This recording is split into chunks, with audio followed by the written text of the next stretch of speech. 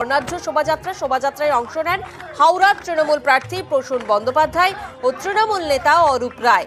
রামনবমীর মিছিলে যাদবপুরের তৃণমূল প্রার্থী সায়নী ঘোষও।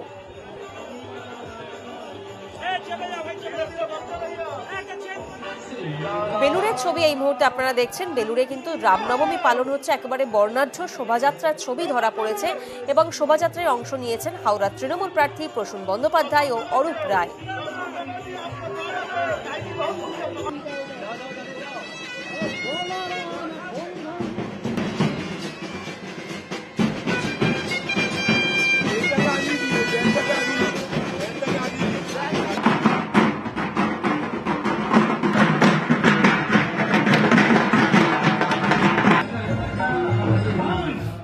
আমরা তো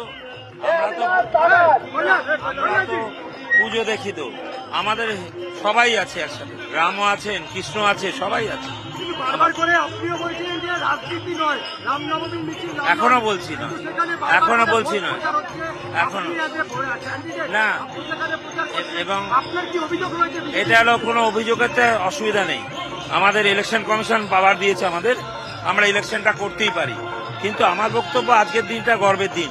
আমরা জন্মেছি তখন থেকেই আমাদের কিন্তু রামটা আছে। রাম নিয়ে রাজনীতি তো বিজেপি শুরু করেছিল এবং ওনারা 365 দিন রামের নামে রাজনীতি করে। আজকে রামনবমী, ফলত আমরা আজকের দিনে ওনাকে স্মরণ করতেই পারি। তৃণমূল বরাবরই সব ঈশ্বর ভক্ত, রামের প্রতিও রয়েছে, আল্লাহর প্রতিও রয়েছে, যিশুর প্রতিও রয়েছে।